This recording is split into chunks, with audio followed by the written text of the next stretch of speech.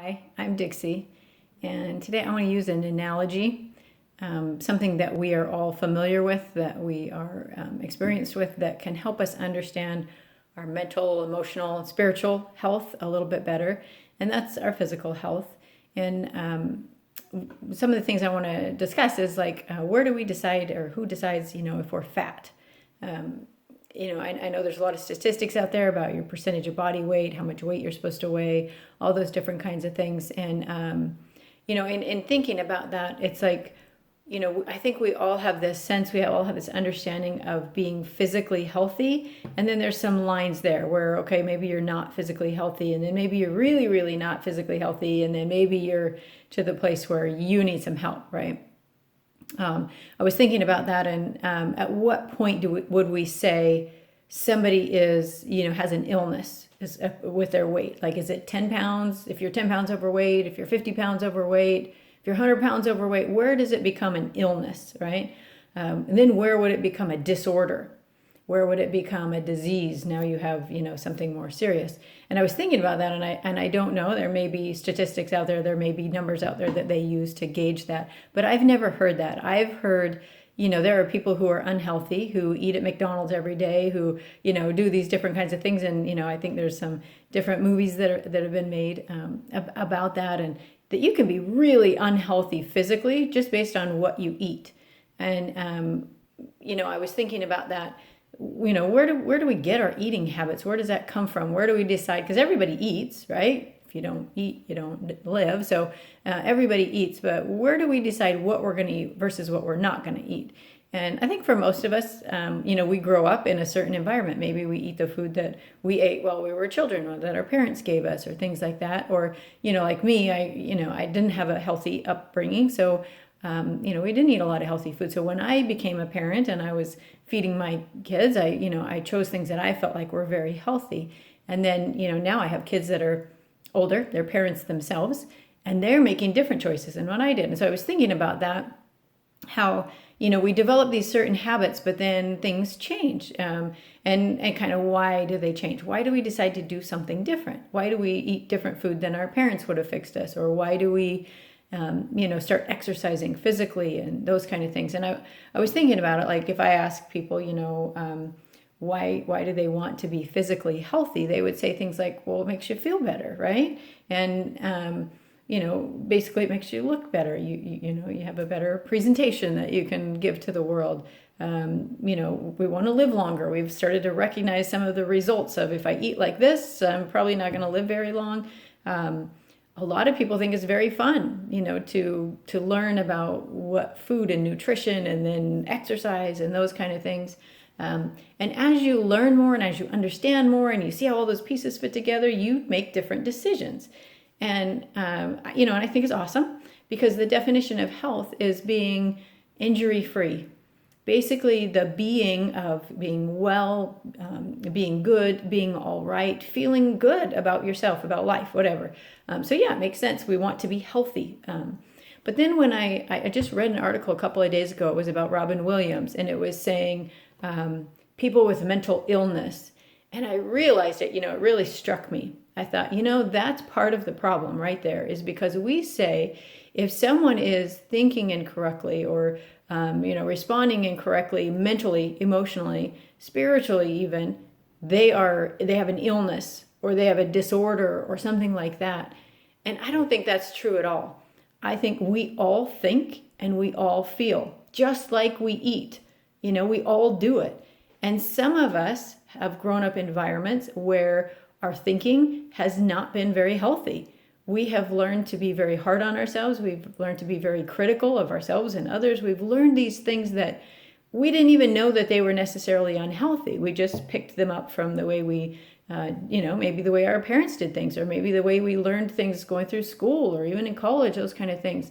And there's a point in time, just like with your physical health, where some people say, something's not working here. Something's not, I don't feel right. Just like we would with our physical health, right? If you get overweight, or you start feeling like, man, I don't even want to get off the couch anymore. Or, you start feeling these different feelings, and it's a signal to you. Or you learn something that you didn't know before, that motivates you. And so that's kind of where I've been, is I have gone through situations where, man, the way I'm doing things is not working. I need to learn a better way. And then also recognizing that the way I'm, the things that I'm doing, there's things that are unhealthy about it. It's not creating this sense of well-being. It's not creating this sense of being happy and those kind of things. So for me, I started looking at that and saying, I don't look at it like I have a disorder or I have an illness or I have a disease. I just didn't know how to be healthy. And, out there in the world right now, at any given time, there's different things that teach us how to be physically healthy. I don't think anyone, if I ask them, hey, which is better for you, an apple or a candy bar, that they would say, oh, the candy bar is definitely better for me. I don't think anyone would ever say, even if I stopped a stranger on the street and said, which is better for you, a soda or water? I don't think anyone would say, oh, geez, I don't know. I'm not really sure. But with our mental health, there's not a lot out there. There's not a lot that says, hey, you can work on and you can develop your mental and emotional and spiritual capacities, the way that you work. And it's going to have the same result, I think even a more profound result than being physically healthy. Like I mentioned before, we want to be physically healthy because we feel better and we look better. And what I'm finding is the more mentally healthy I get, the better I feel. Like literally better, not just, physically better. I feel better completely.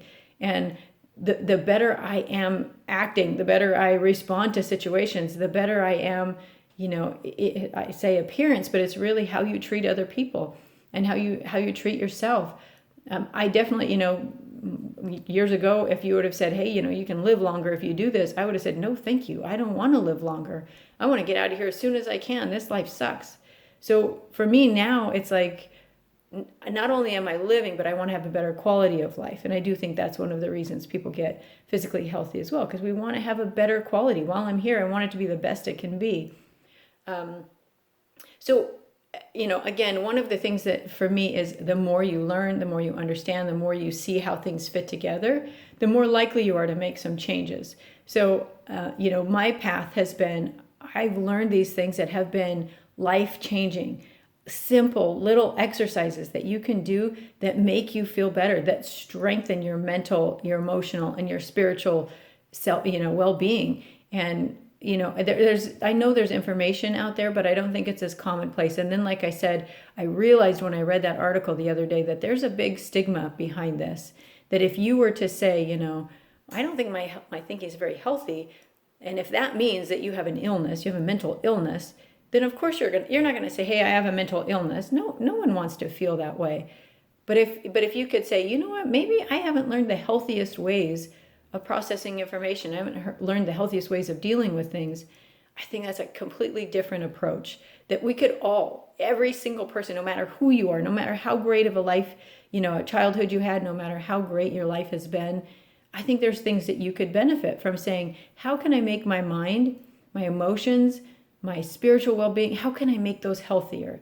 And so that's really what my passion, that's where my drive is coming from. I did make a video. It's called 6 Exercises That Will Get You Mentally Healthy. And I just want to, I'm just going to tell you what they are really quick right now. And if you want to learn more about those, please look that up. But really the first one is just to start questioning. And for me, it was, just asking myself every day, what am I focusing on? What am I thinking about? Where is my mind going? Because we kind of do autopilot a lot of times. So to relate that to a physical, it might be like, you just look at your life and say, how much physical activity have I done today? Have I gone on any walks? Have I done anything physically active? Kind of sparks that, oh, gee, it just makes you start to be aware, right? We know that what we focus on is what we gravitate towards. So for me, it was, what are you focusing on? And then I would immediately, okay, but what do you want? If I'm focusing on all the things that could possibly go wrong, I want to change my focus. I want to get to what I am doing right. Just like with your physical, you could say, I'm going to get off the couch. I'm going to go for a walk. You don't have to run a marathon the first day. You don't have to do any of those kind of things, but just do something. But it starts with recognizing it. It starts with saying, hey, I'm starting to see this. Look what I'm focusing on automatically. Look where I'm going automatically. The second thing that I do is practice being grateful. This is something that I've started doing every day and just really focusing on what am I thankful for. I stop before I leave the house in the morning. I close my eyes and I think about everything I'm grateful for. Sometimes it's very simple things. The fact that I can understand when I hear a message, the fact that I'm realizing some of these things, it's such a gift and I'm so grateful for that. Sometimes it's the opportunity to share my thoughts on YouTube and LinkedIn and Facebook, and what an amazing thing that I can learn this stuff and then I can put it out there for somebody else and hopefully they'll benefit from it.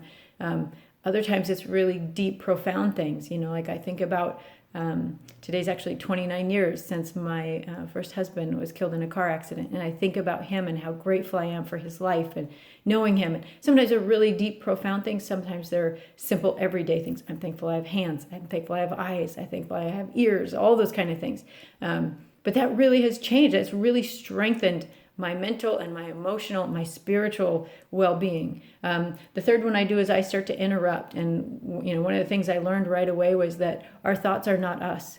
I used to just think, whatever was coming in, that's what I got. And now I can recognize, hey, this thought is here and I don't want it. I want to get rid of it. I don't want to keep it in my life. I picture this place inside of me that's like a garden. I picture any of these thoughts that I don't want, like weeds. I'm going to take that thing out. And I've learned a lot of these different skills from different places. I've read a lot of books and listened to seminars and listened to YouTube videos, and I've taken all this information in, and this has really helped me. Sometimes a thought is so persistent and so troubling that it just keeps coming, and so I'll do something, to really interrupt it. I'll just say, damn it, I'm not feeling like this anymore. I'll get up and start jumping up and down with my hands in the air, or something that just says, no, I don't want this in my life. And, and like I said, just visualizing, getting rid of it. The fourth thing I do is I practice smiling. And you won't believe me unless you do it, but just for no reason at all. In your kitchen, fixing your breakfast, driving down the road, just smile. You will see that it's going to help you feel something different inside. And hopefully, you'll experience what I've experienced. I want to smile all the time. I want to smile at other people. I want to smile to myself. It really helps. And then number 5 is setting intentions. And what I do is I basically just plan out my day before I ever leave the house. I sit down, I close my eyes, and anything that I know that's coming, I picture myself in that situation. If it's going to be a conversation with somebody or a class I'm doing or anything that I know that's coming, I try to picture myself there. I picture a smile on my face. I picture the attitude I want to present. I picture who I want to be in those situations before I go there. I do this with little things and I do this with big things. If I'm going to visit my kids, I think about this. If I have an interview that I'm going to, I think about this. I literally picture myself in those situations and how I want to respond. And it's been absolutely amazing to me that as I do that before, I've set that intention, this is who I want to be today. Then when I go out and I start doing my day, I respond so much better, more like I planned. And then the last one that I mentioned in that video is breathing. And I realized, and you can probably tell from how fast I'm talking, that I don't slow down and just breathe in. Just let the air fill my lungs completely full. Our entire bodies need oxygen. Our brains need oxygen. Our skin needs oxygen. Our blood needs oxygen. All of our organs need oxygen. The only way they can get that is if we slow down and take the breath in, let it, soak up, and then go where it needs to in our bodies. And even that, as I think about that, is so incredible to me that we are designed, right? And I love the word designed because I think about it all the time, how we are designed to take things in and then release them. And as I've learned more and more about all these different things, just like our air, we breathe it in and then we breathe it out. Our thoughts are to come in. They have a purpose that they're there for, and then we can release them. That's another thing I'm just grateful for. Wow, this is incredible. This is amazing. And the last thing I just want to point out, if I gave you a Ferrari or a Lamborghini or one of those really, really fast cars, right? They have the potential to go incredibly fast. But if it was a standard transmission and you didn't know how to drive a standard transmission, it wouldn't do you any good. And that's how I feel. I feel like God gave me a Lamborghini. He gave me this body and he gave me this life, but I didn't know how to drive it. So what I needed was somebody to take me and show me and teach me how.